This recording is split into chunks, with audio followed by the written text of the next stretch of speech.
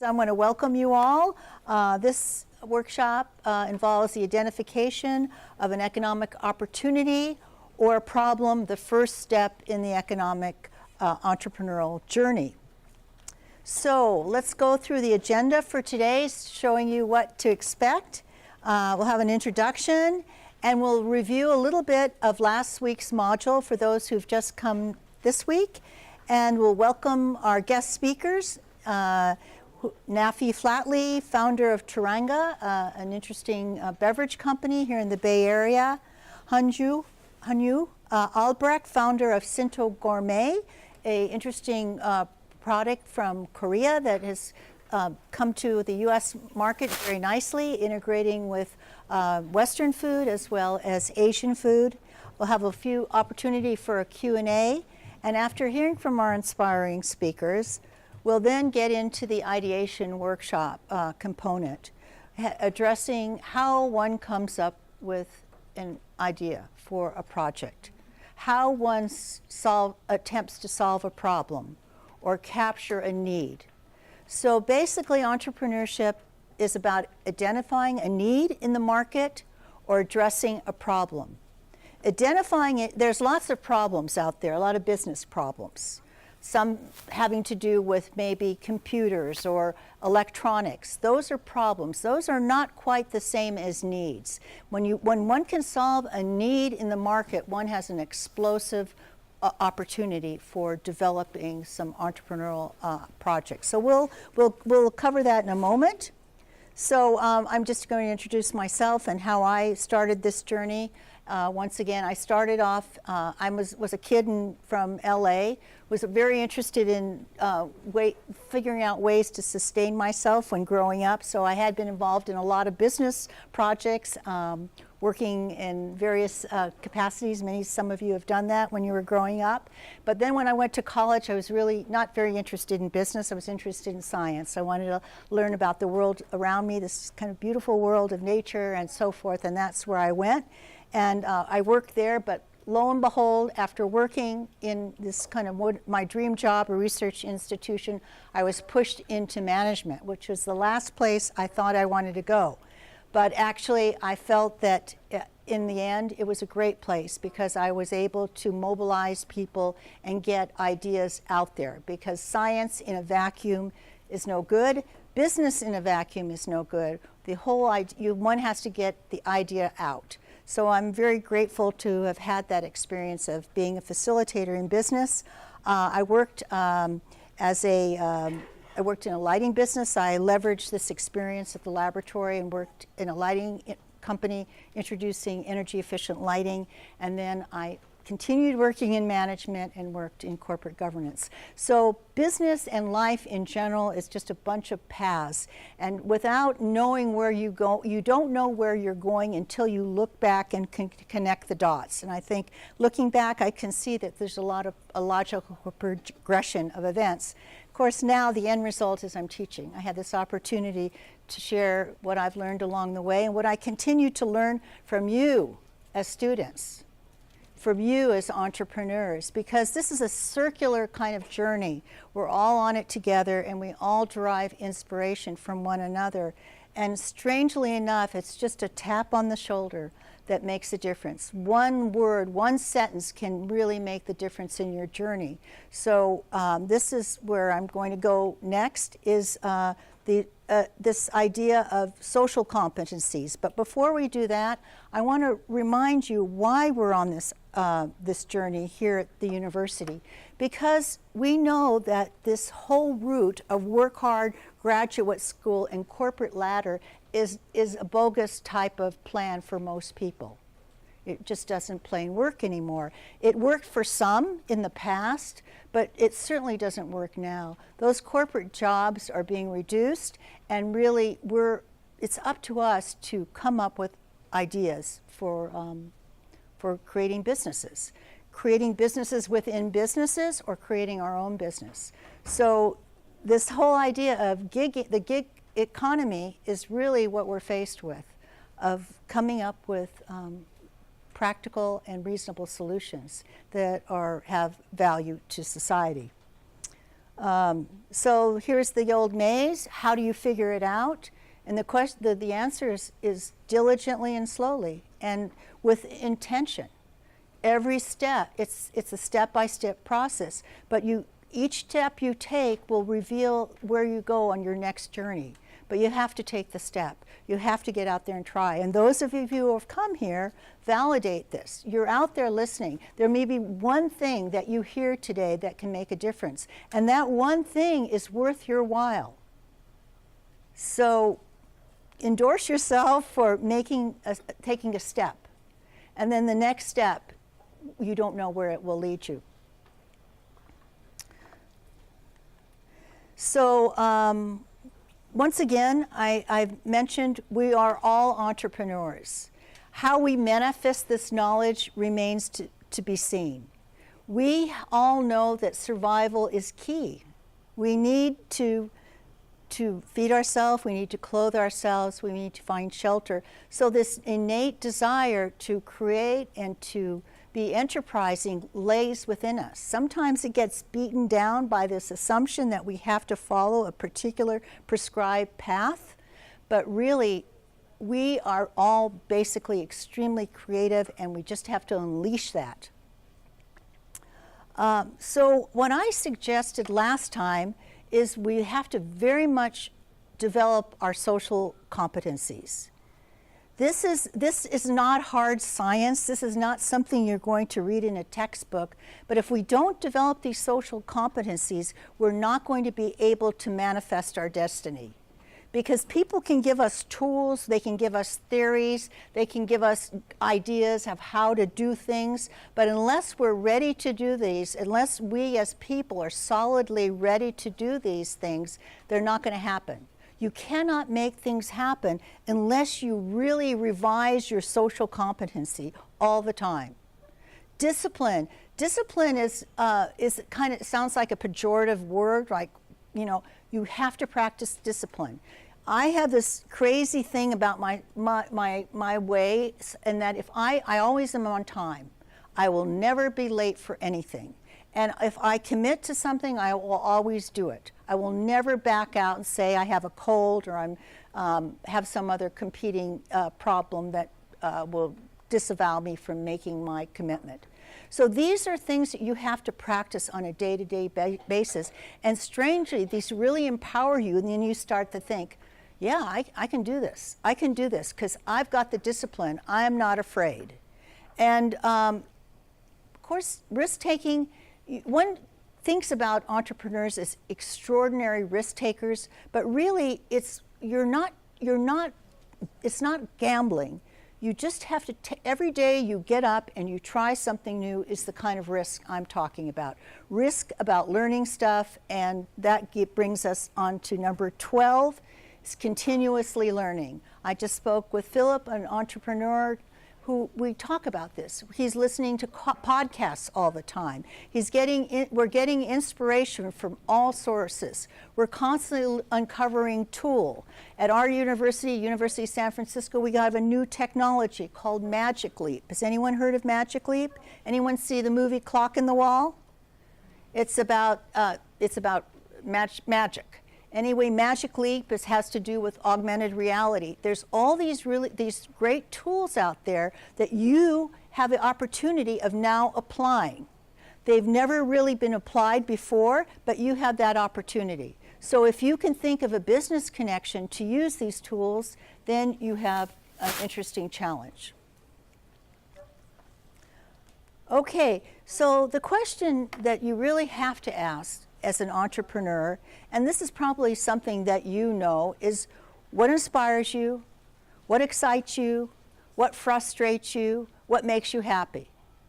If you don't know these answers, you got to start answering these questions, because this is down to the social competency. If you don't know who you are, you don't know where you're going. You cannot be this kind of ephemeral person that just kind of glides through, because then you won't be able to make decisions and look for opportunities. So we'll explore this. So just keep these questions in mind, because I'm going to ask these of you.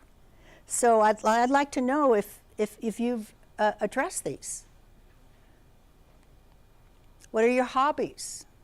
How can you go, if you know, there's that expression, if you work in something that you love, you will never work a day in your life.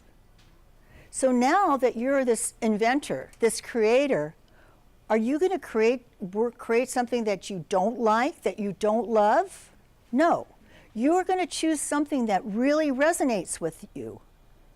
Do you have a passion for social justice? And do you have a passion for social issues? Are you going to work in a corporate environment when you have this burning desire to make a difference? No. You don't want to work and spend your precious life doing something that you don't love and then you don't believe in. So that's why these questions are so critical. The clearer you are about your answers, the clearer your pathway is. So I'm going to just put these out there now, and we'll get back to that a little bit later. So the whole bit about entrepreneurship that we're going to address is ideation. You need to be a social anthropologist. You need to observe how people are doing things and how you are doing it, and ask if they can be done in a different way. A different way, not just with more buttons or more gadgets, a different way.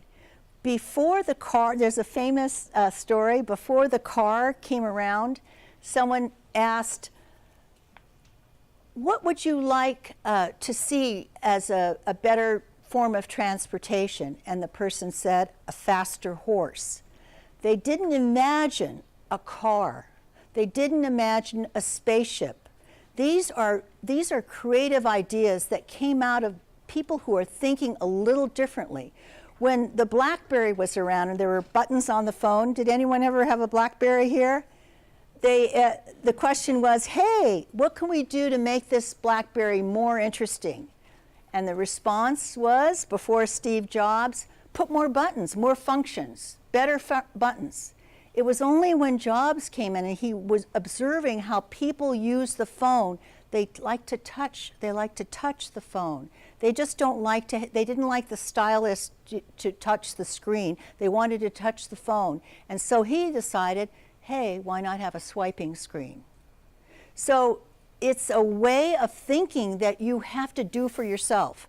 And we all have to do for ourselves. We have to start thinking really creatively about how people are doing things and how they could be done differently. Not the same thing with just a few more function keys or a faster horse, but differently. All right, so how do you identify an opportunity? How do you be a change maker?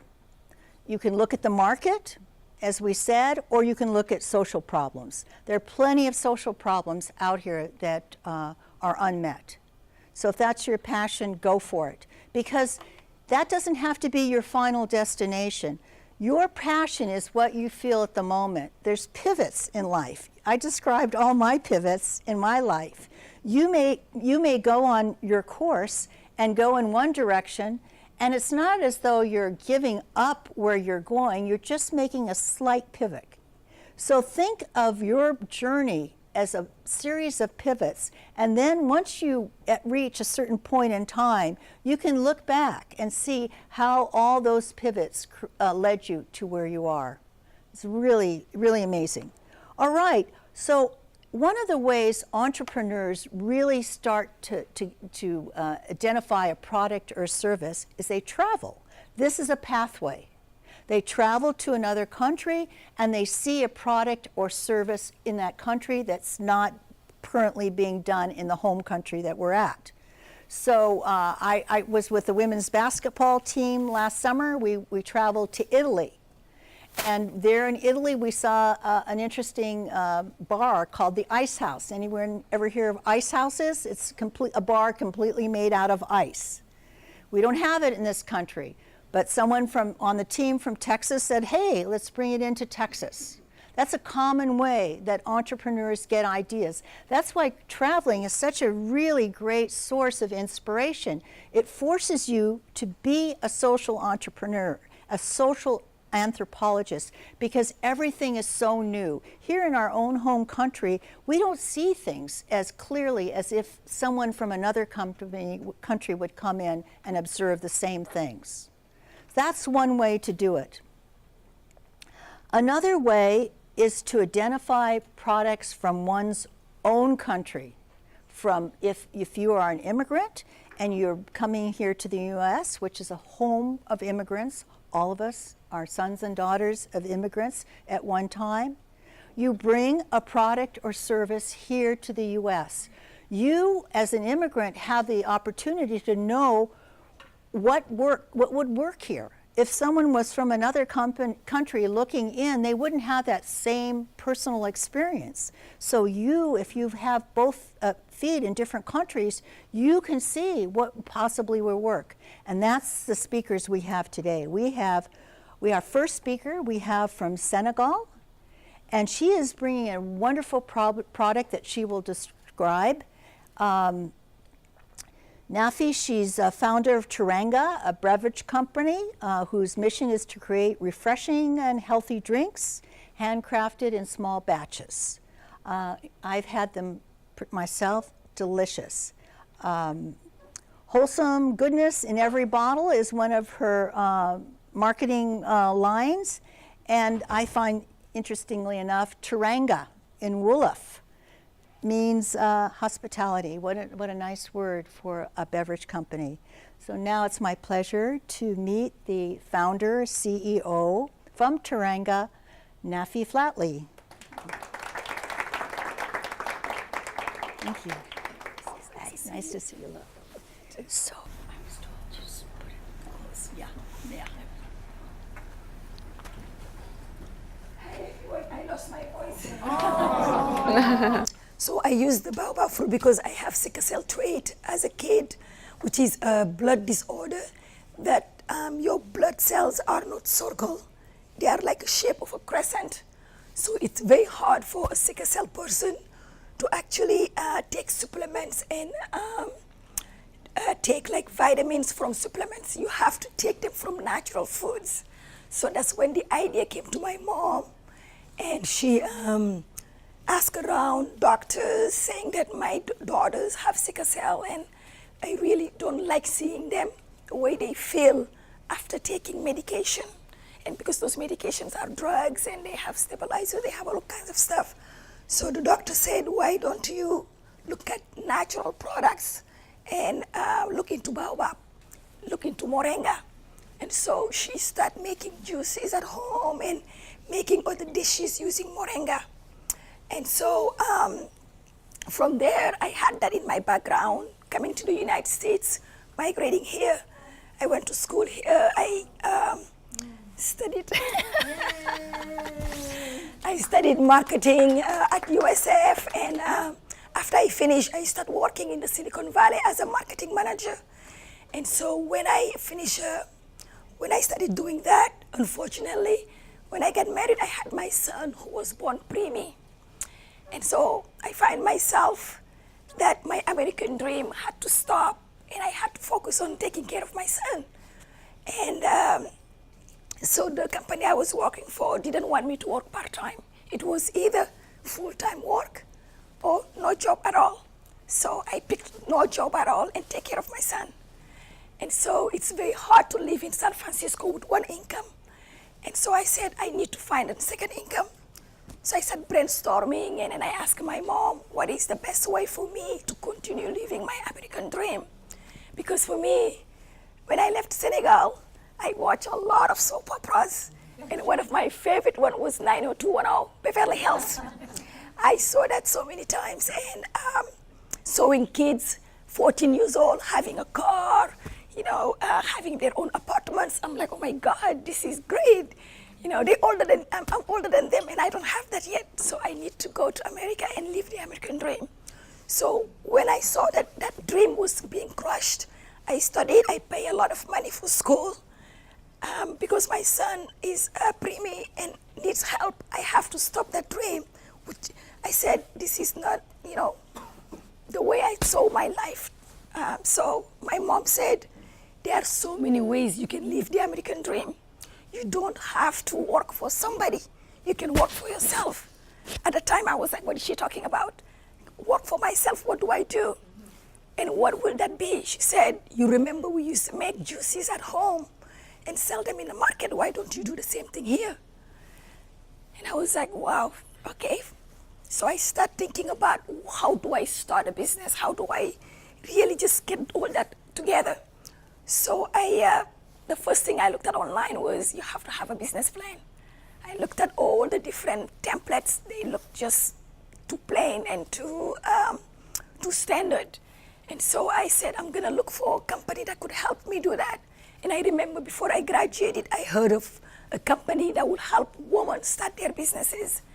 And so I took my son, we got in the car. I started driving inside San Francisco looking for that organization. So I went to different places and I asked, they said they don't know what I'm talking about. They said, well, the best place for you to go is at the woman's building. If you go there, maybe they'll know what you're talking about. So I went there and I asked, I said, I'm looking for a company that helps women start their businesses. They said, maybe it's MEDA. MEDA is another organization that also help Latino families in the mission. So I said, I'll go. I'm trying to start a business. So when I went there, I spoke to the receptionist. He said, I don't know what company you're talking about. I never heard of that. Only woman? I said, yes, only woman. And immigrant too. He said, well, we're starting a business class next week. Would you like to register? I said, sure. So I registered the class. 2 weeks into the class, I'm like, I need to ask people. Someone must know this. I'm not crazy. This is real. So I asked the teacher and I said, there is an organization that helps women start their business. Do you know of that company? He said, oh, La Cocina. I'm like, oh my God, I am not crazy. Someone knows what I'm talking about. This is real. So he said, yeah, La Cocina helps women immigrants to start their businesses, and they are here on Folsom in the mission. Let's go. We went online. We looked at the curriculum and how we can join their program. And one of them was to be a part of their orientation, and they'll give you an application from there. So I went to the application, to the orientation. I filled out the application and came back to my teacher and said, you need to help me. I have no clue how to start the business plan. I have a product. The recipe is somewhat final, but can I get help from you? So in the class, we did a focus group. Everybody tried the juices, so I made 3 different recipes. The way we drink it in Africa, in Senegal, which is where I'm from, the way that I think California will want it, and the way that I think that maybe different people that don't like so much, they need alternative, different things, how they like it. So we did a focus group. It was a mixed, like out of 50 people, it was almost 50-50. I couldn't even figure out which one was the best. So we did a couple more focus group to finalize what it was, because I want to have a final recipe to give to La Cocina when I'm going to do my presentation. So after a couple focus group, I had to ask friends and family to come to my house and ask them to try. And then I said, you know what, since I'm not able to find the final recipe after 4 different focus groups, I'm just gonna go with what I feel is the best way to move forward. Because sometimes when you're starting a business, you ask too many people, it's so divided. You just have to go with your gut feeling. You have to say, this is what I believe in. This is how I want things to go. That's how it's gonna be much easier for you to find the different routes, the different ways to do it. So I ended up picking the 3rd one, and which was that no added sugar, and also making it less concentrated compared to what we have in Senegal. And a lot of people tried and say, oh my God, this is so sour, this is so tangy, oh no, I'm not into this at all. And I'm like, oh God, okay, fine. So I went to the 2nd recipe. I still had to go back and went to the recipe. People say, I'll buy it. How much? And I start selling. People start buying it from the 3rd recipe that I believe in myself. The 2nd one was the one I was selling the most. And now, I launched the company in 2016. 2018, that third recipe is the one I sell the most, because I relaunched it again, because I said, must be something in there. I know in my gut feeling that that third recipe is the best, because people are more health conscious, and believe it or not, our palates are changing like there is no tomorrow. What we used to like 5 years ago, that's not what we like right now. And I've noticed that throughout the different recipes that I've made. So the unsweetened flavor is just the natural, raw, plain product. That's the one that I'm selling the most right now. And then the other ones, I'm still selling them. I still offer it to people. But again, that's the one. So don't give up on your one that you believe in. Even if you see that the market is going towards the one that maybe you think is your second choice, still keep the other ideas you have, because things change and rotate all the time when it comes to marketing. And so here, this is my son, by the way, my 2-year-old son. This was an article that was written by the San Francisco Chronicle, and they wanted to know why I wanted to bring teranga in the United States. Teranga is a Senegalese word which means hospitality, friendship. It's like the way of life. The Senegalese people live their life on a regular basis. I don't know if anybody here know the word pura vida. It's the same thing. It's just the way you treat someone when you see them, the way you welcome them to your home. So this journalist from San Francisco Chronicle just wanted to know what's behind that word and how they can relate that to juice. In Senegal, when you go to someone's home, here we offer you wine, we offer you beer. In Senegal, we'll offer you the juices.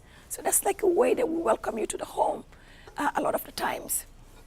And so they're just so wonderful. I love this one. Which one is this? This one is the love potion. And the reason why it's called love potion is because that's the first juice I gave my husband when we met, when we were dating. So he said that's the juice that hooked him up. And so this one it's red hibiscus, baobab as a base, which is the base for all the juices I have. Hibiscus and then mint in it. There's no stabilizers, nothing. It's just the pure juice that you get. And baobab is a superfood. It grows, the trees live up to 6,000 years old. The oldest one right now lives in Kenya, and he's 6,000 years old. And so it's a superfood that has nutrients, it has vitamins, and so drinking it, it kept me awake during my finals at school when I was going to school for sure. I used to make it for my classmates a lot when we were at school. It doesn't have caffeine, by the way. It's no caffeine. It's just full and packed of nutrients. And what was... Okay, yeah, so I can just keep... And then I have different flavors. The other flavor that I have is the happiness blend, because it has tamarind. And the reason why I call it happiness blend, all the name of the juices have a meaning. The happiness blend is because tamarind has very good nutrients that helps facilitate the blood flow going in and out your blood. So I thought that since it makes your heart better, function better, why not call it the happiness blend? The other one is the pura vida, because it's just plain. And I went with the word pura vida because I felt like, because I'm part of the Hispanic community and I speak Spanish as my second language, and the meaning of pura vida is the same thing as teranga.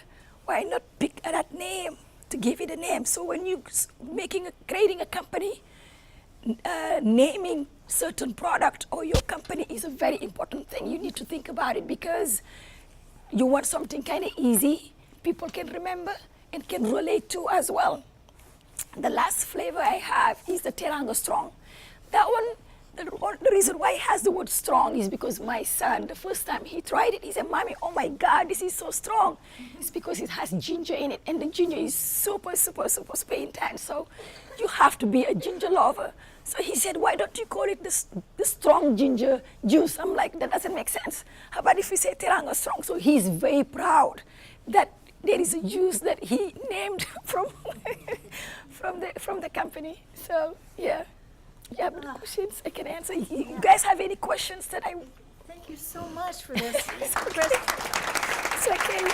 As someone who teaches business, Nafy, do you think you learned any business along the way?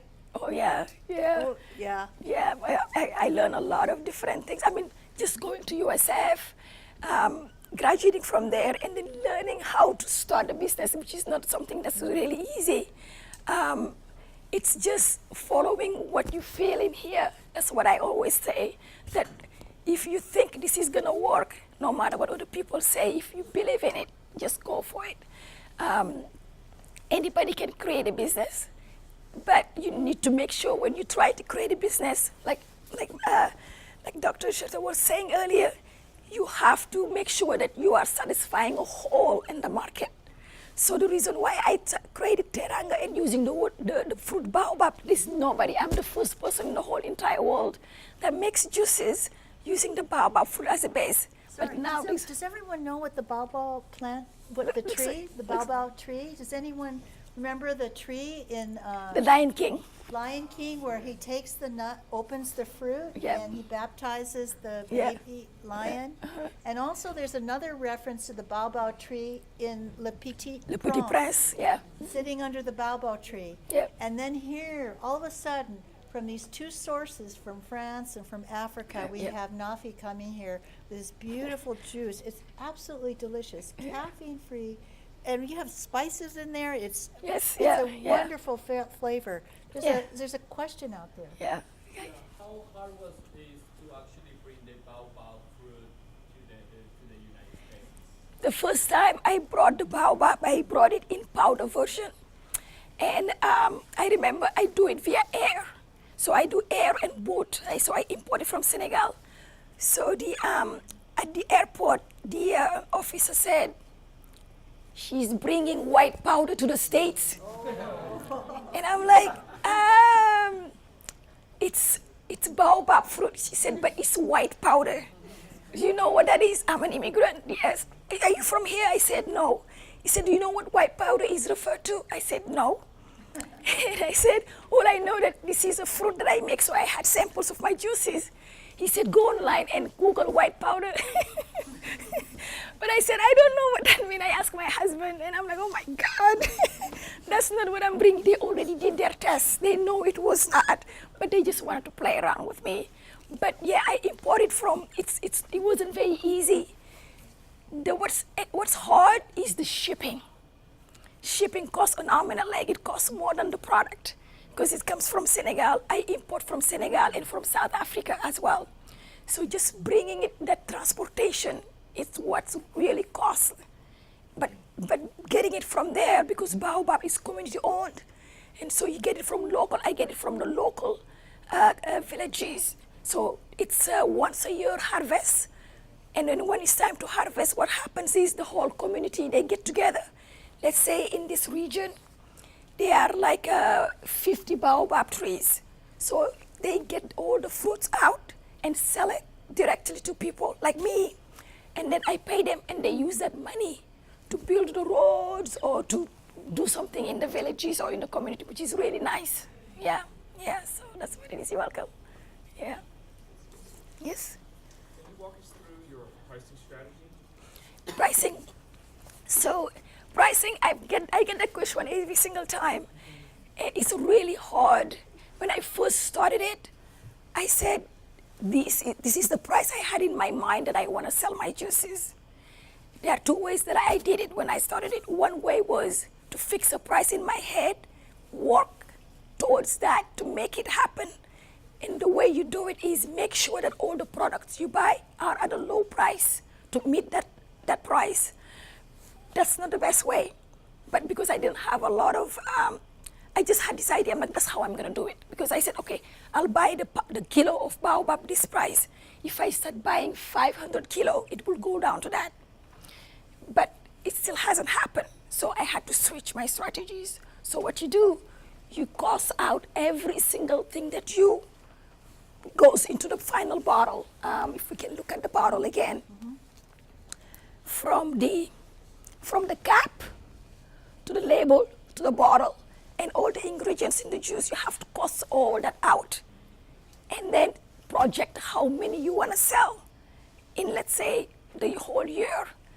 And then also you have to add, for when in your first year, you cannot really add your salary because the company is not making very much money yet.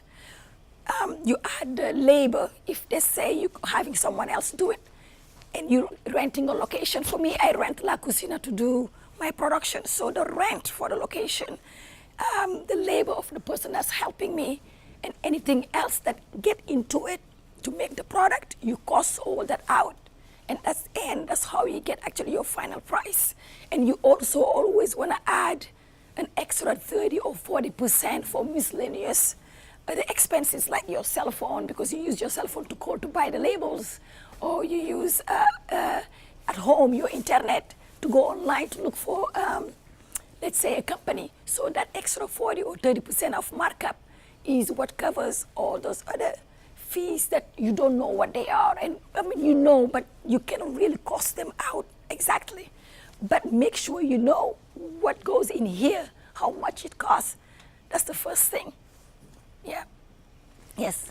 Did La Cucina help you figure out how to get like who to work with to get like your logo made and all of that? Yes. Stuff, like the whole brand identity? Yes, they help you pretty much with everything from scratch. I advise you guys, if you want to start a food business, they are more towards food business and packaged food, to go and reach out to them. The logo was done by some students from SF State.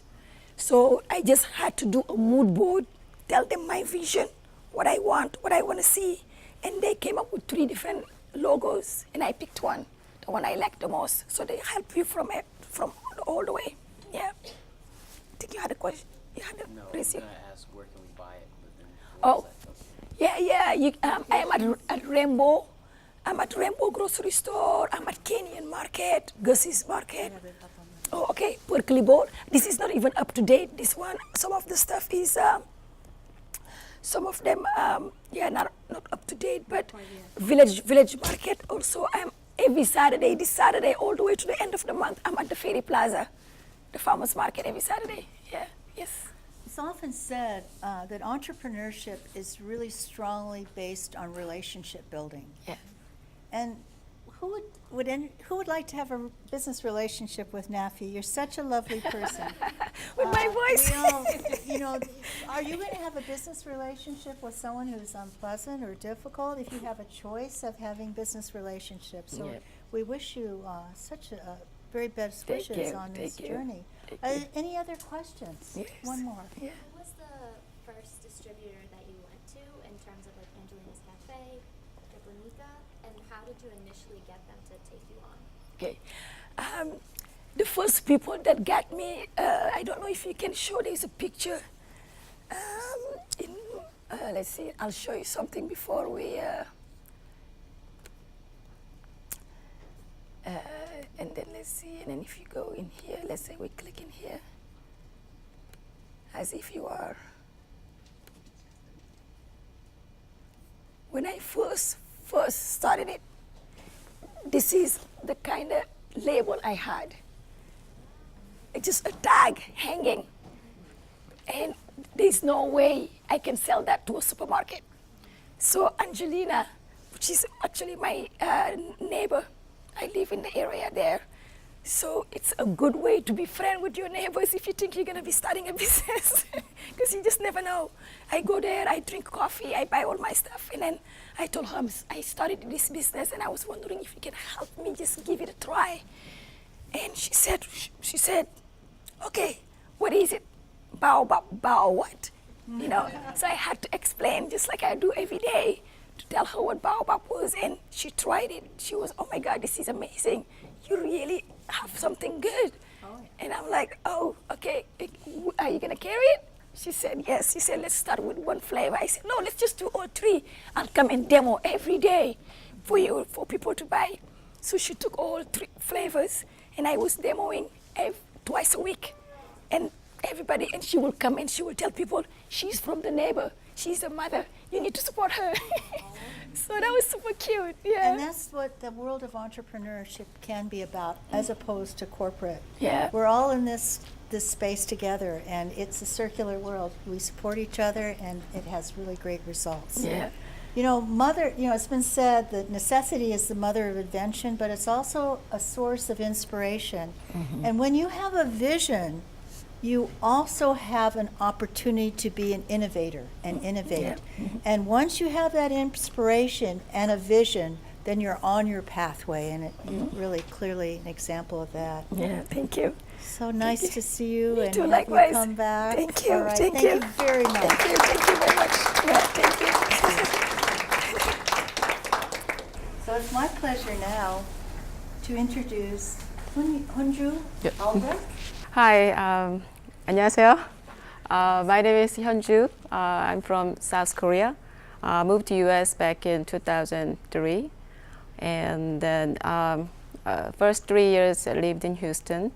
And 2006, my husband and I moved to San Francisco, and then we live here. And then I do business. I have my business here. Then I found my company back in 2010. I named it Sinto Gourmet, and we make a kimchi. And then this kimchi, I started with $8,500 in my pocket, and now our kimchi is sold at nationwide, not only in Northern California, but also all the way to East Coast, Texas, Rocky Mountain, and everywhere.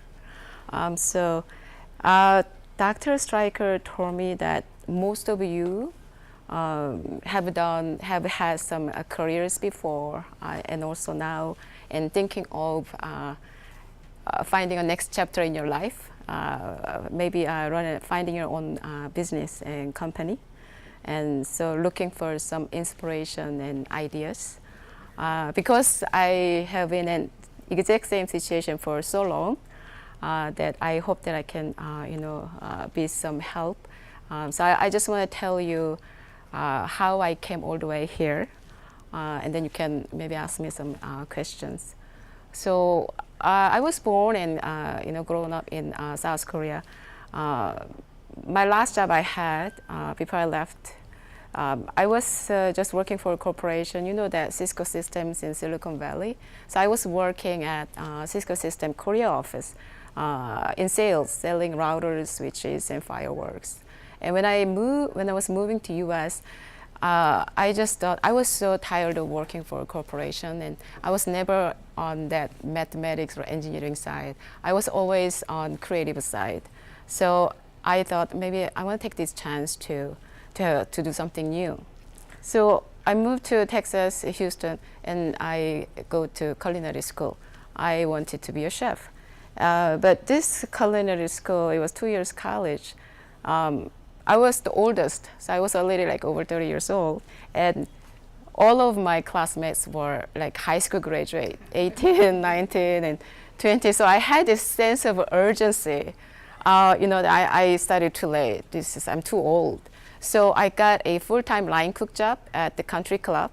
So 7 hours I was cooking at the school right after. I didn't have a driving license, so I took a bus in Houston, and I went to country club and cooked like full-time 8 hours. So every day for 15 hours, I was on the floor cooking. So I have a very funny episode. So when I went to culinary school, I was foodie. My goal was to learn the best French cooking technique and the best Italian food cooking technique. That's what I thought was the most fancy upscale food in the world. I wanted to learn it. And Korean food, I was not interested because it was something very common that I cook every day. I was not interested. But then working with the other 60 other chefs from all over the world, they always ask me about Korean food, how to cook Korean barbecue, and how to make a kimchi, and I was not interested, but I just tell them how to make it. But I never took it seriously. And one day this little boy comes to me. He's like 19 or right from CIA. So he was there doing the intern. And he still had like all these pimples. And HyunJoo, could you do me a favor? There is this girl I'm working on right now. We have gone out a few times. and she's coming to my place for the first time in 2 weeks. So I'm preparing myself to impress her. So he said like, first I'm gonna make some sushi rolls using some Japanese vocabularies like nigiri, maki, saba, very eclectic, sound very eclectic. So okay, sounds good. And then I'm gonna like show. I have these mason jars at home. I'm making sauerkraut, pickle, jam, and I think I want to make a kimchi too. So after meal, I'm gonna show this display of mason jars, and then tell her, oh, this is what I do usually, this is what I do. So I said, oh, really? You think you can attract her by kimchi? And she said, why not? It's so hip and sexy. So I was like, kimchi is sexy, really? As a Korean, kimchi is just like air. We take it granted. It's everywhere. I mean, when you go, it's everywhere. We take it granted. Nobody think kimchi as sexy. But that's how he thought, and I think maybe it worked out. So that was the first impression I had, like how other people, non-Koreans, think of kimchi. And then when I moved to San Francisco, I got a line cook job at this restaurant called Aqua in downtown, but it's no longer there. It's closed down, and still, I was working very hard to learn this cooking technique, French cooking technique. But still, people just ask me about all this Korean food. It was even before the K-pop and K-drama were really exploding, becoming very popular. But I noticed something different. People living in this West Coast, very weird. I go to party, for example, right? And then they find out I'm from South Korea, and they start talking about kimchi, of course. And my doctor tells me I need to eat kimchi 2 ounces every day. Do you think 2 ounces is too much? Is it too little? Do you think it's good? And I'm not a doctor. I said, 2 ounces. I don't know. You can eat more. I don't know. I'm not a. And then some people really say, ever since I started in kimchi, the color of my feces changed. Do you think it's good? I think it's really working. I'm not a doctor. And then over the table they talk about some bacteria's name, Lactobacillus saccai, all these good bacteria that are in kimchi.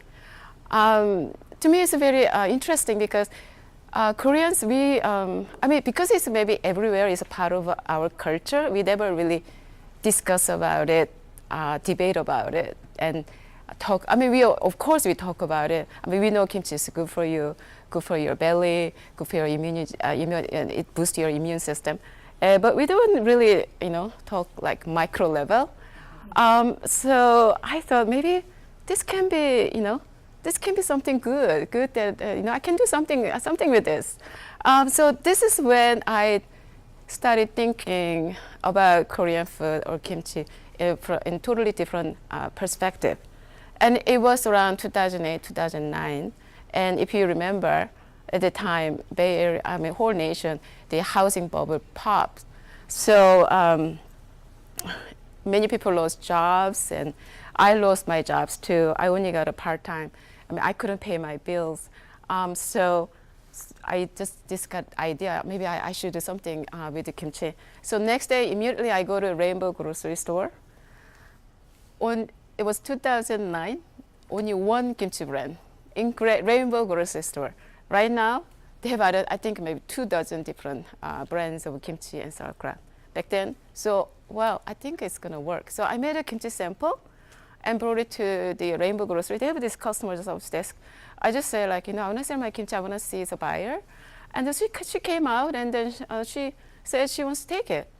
I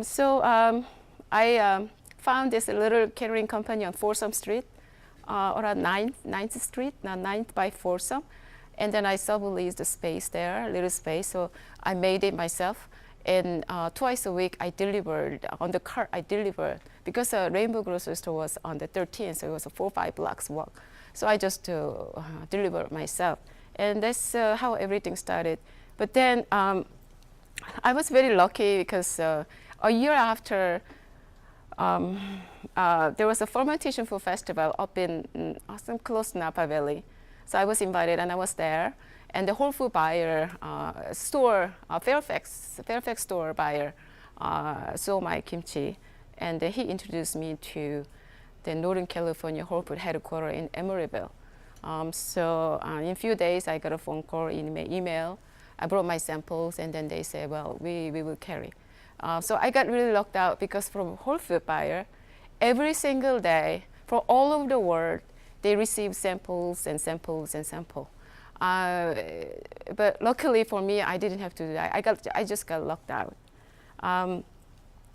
Since then, I have been selling a lot of kimchi, and that I grew out of that small catering company space. And now, about 5-6 years ago, I found an empty warehouse down on Cesar Chavez Street, close to the Bayview. And then I signed the lease, and I hired a contractor and built a commercial kitchen. I put all my life saving in there. So I found it 2010, and then now 2018. So it has been 8 years. So that's what I'm doing now. Yeah. Any questions? Yes. So for kimchi, you need to have a storage. For how long is your period for that you storage the kimchi? Also, kimchi needs to be refrigerated. Oh, refrigerator. Yeah. Okay.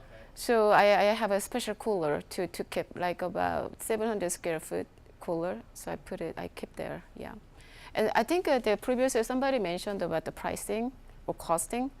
So what I did was that, of course, I had no clue how to do pricing. So I made the kimchi. I did a calculation on how much it's going to cost for ingredients, label, and the packaging. That's the cost of goods in the basic. And I had that in my mind. And when I went to see a Rainbow grocery store buyer, I asked her that, how much do you think it's going to be sold for? It should be sold for. What do you think is your ideal retail price? And then maybe she says $7, right?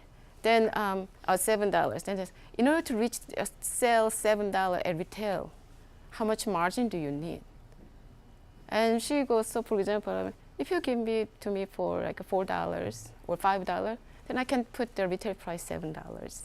So when you talk with a buyer, they're not always like secretive. They work with you, and then you're willing to work with them. Or some stores, what I did was I go there first before I meet the buyer, and I see all my competition brands. I see their pricing points, and I figured so I create my own idea how much my kimchi should be sold for. For example, this is organic, so this is more expensive. Mine is not organic, so it can be more cheaper. Like somewhere, you find your own place, and then you meet the buyer and say, I think at your store, my kimchi, if my kimchi is selling for like $10, I think it can be sold very well. What do you think? And if he agrees, then how much margin do you need? So that's how we work. So there are many different ways. That's like when you started. Because you don't have a big business going on. Of course, there's more scientific, mathematic ways to do the pricing and costing, and there's a lot of other costs involved at the end. But when I first started, that's how I started. But interestingly, when you compare to your competition brands, all the pricing, that their margin is similar to mine, my margin is similar to theirs. My cost is similar to theirs, and their cost is similar to mine. And so now I have better ways to calculate the pricing. But what you also need to think about is when you first start small, that you're going to deliver yourself. And when you deliver yourself, let's say you sell to the grocery store for $7. And they put the retail price at $10, right? And as your business grows, and you're selling to like more than 20, 30 stores, then there's a distributor who is interested. You cannot deliver everywhere. It's a lot of, you have to have a truck, you have to have a driver, you have a special logistics team. So you want to have a distributor involved. But then distributor wants a margin too. So all of a sudden now you are delivering to the grocery store at $7, but the distributor wants a margin now in between. So your price has to be lower than $7. So your distributor price has to be like $5 or $4, and distributor takes it and they put their own margin and sell it to the grocery store at $7. So this is also something that you also need to consider. I just want to add to that also that what happens also when you first study, you don't have a buying power. So you buy 5 pounds, 2 pounds, 3 pounds product. But once you are at 30, 40 stores, you're going to buy a pallet. Like my bottles, I used to buy, my bottles, I used to buy like 2, 3 cases. And now I buy 2, 3 pallets in 2 months. And the cost goes extremely low. So the buying power that you get throughout the years with working your business helps in your costing as well. Yeah, so when you do the pricing, like, you know, okay, so you're like, maybe a box of cabbage is like, I don't know, $30, right? Then you think, okay, $30, then you put the costing. But then, you know, if I do the costing by $30, it's too expensive. It's gonna, it's gonna be too expensive at the end. But, you know, maybe in the future, I'm gonna buy maybe 10 boxes of cabbage. That's gonna be $25 per box. So maybe I'm gonna price it based on $25 because in the future I'll be selling more. That's a big mistake. No matter what, you have to start with a $30 per cabbage. You never know what's gonna happen, and you wanna have that, and then later you have that pricing based on $30 per cabbage, right? And later, as you sell more, you buy more cabbages, but then you can get the cabbages cheaper, like $20, $25 per. So you have this $5 gap. So you think then later your margin is going to be big. But you have to understand, as your business grows and you have a distributor involved, distributor makes money not only on the margin, but also they want you to put an ad on their website. They want you to come to their own food show. 10 by 10 booths, $5,000, $6,000 just to buy a booth. And they want you to do this, and they do the audit. They charge you. It's a lot of money. So you want to hold on to your initial pricing. Yeah, well, Nafy, I think you can follow this very well. Yeah, this is a very complicated, dynamic situation as one scales. There's some reduced volume costs, but then there's other costs that entered into it. I just wanted to reflect on the story that you were telling so that those of you out there can also connect with that whole story. There is this thought, it reminds me, your story reminds me of the situation among people, kind of two people are talking. And one said, gee, I wanted to get some inspiration for coming up with an entrepreneurial idea, just like you out here, until something happened. And the other person said, what gave you that, where did you get your entrepreneurial idea? He says, 2 words, you're fired. When you are fired from your job, you need to be entrepreneurial. When there's a setback in your situation, you have to think creatively, because if we reflect back to that earlier discussion, we all have a sense of survival, and sometimes when we have a setback with our jobs, we tend to be creative. So had you not continued, and if you had continued in the corporate world, we wouldn't have this wonderful product, kimchi. So that's very good. That too. Yeah. So, because, it's a study your own life in a new country or new place. It's not easy because you're always late. I never went to school. I went to culinary school, but I was never like properly educated here. And then, my English is not that good. And then it's just too late. I have no friends. I have no family. So I had to start very late. So sometimes before I used to think, why it was so stupid to go to culinary school, trying to become the best, really good chef and learning all this Italian cooking and French cooking. And if I just started from the very beginning, just making kimchi and sell it, by now maybe my company much bigger, selling more kimchi. But the life is working funny way, because the thing, looking back, everything that I experienced, everything I had to do, everything I had to work, for somehow they merge, and they're really big help for what I'm doing right now. For example, I never really, a lot of people who start especially food manufacturing, they have ingredient, but they don't make it. They hire employees or production managers, or they find a co-packer, because maybe they have ingredient, they have idea, but they don't know how to execute. They don't know how to produce. It's too much work. But if you ever start food business, margin is very small. It's all about volume. Until you reach certain volume of sale, you will not make a profit. 4 years, I didn't bring any single penny for the first 4 years. So because I had experience working in a commercial kitchen as a chef, I already knew how commercial kitchen works, or the sanitation matter, for example, and I already knew. So there was one employee less. So I was able to be in the production. And then because I did the sales in South Korea, there was a big help for me. And because I learned English, I learned English in Korea because I was female, basically. It was a big discrimination. I didn't want to just print copy or make a coffee for my bosses. So I just went to English school, and that's how I got the sales job. So what we just reflecting on what you said, you have so many wonderful learning points to discuss. And so I was just thinking about entrepreneurship is a participatory thing. It's something that you identified. You learned you were in the kitchen making the kimchi. You didn't instruct someone to come up with an idea. You came up with the idea, and that's what's so empowering about being an entrepreneur. It's a grassroots operation.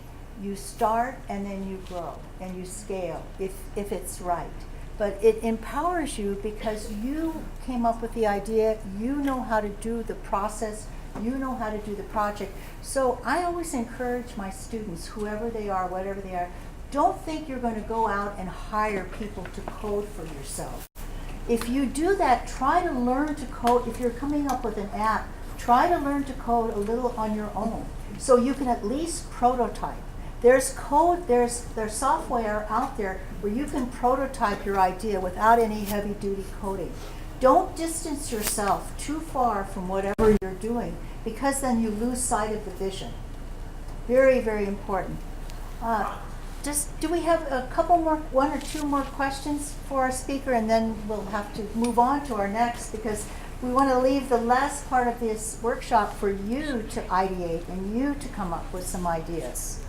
Oh, just that one. I graduated from the culinary program here at City College, and I think it will be really helpful for a lot of the chefs. And we have a large population of Asian students that maybe in the future you might be able to give us a presentation about your product and how to prepare Korean food using that. Yeah, I love to. Thank you so much. Thank you. We hope this is an opportunity for networking. I see my top student, Jared, reaching out to Nafy, and this is what we want to do in this kind of space. We want to make connections, and that's what you really want to do from here on out. Anytime you attend any kind of group meeting where someone says something that really resonates, you reach out and start building out your network. Build it out, build it out, build it out, and then you become part of a very rich circle of people that support one another. One more question? Did we see a hand? One more question, that'll finish it up. Philip? Because your product is perishable, how do you manage quality control and consistency of your product? Oh, yeah, FDA will make sure that it's like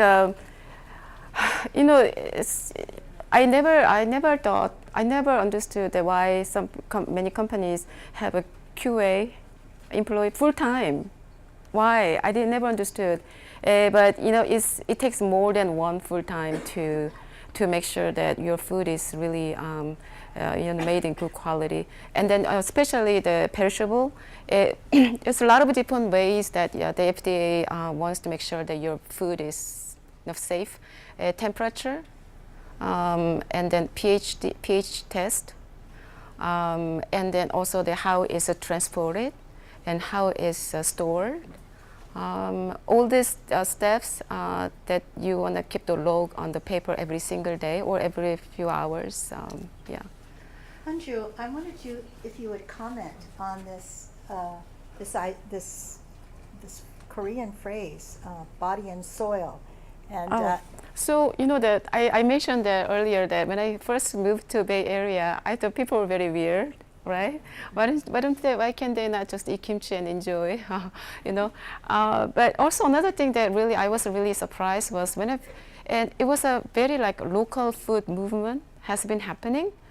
I was pleasantly surprised because there was a philosophy of Korean food.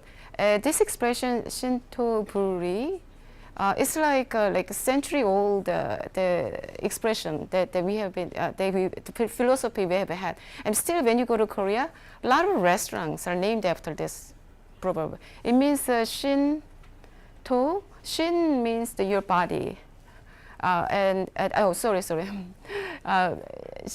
Shin is your body, and to is kind of a terroir, soil that you are stepping on. And brewery means cannot be separated. So it means it's the best when you live eating the food that grows right here, right in your neighborhood, right in your local area. Okay. Yeah. Oh, wonderful. Oh, that's a wonderful note to think about. Thank you so very much. Thank you.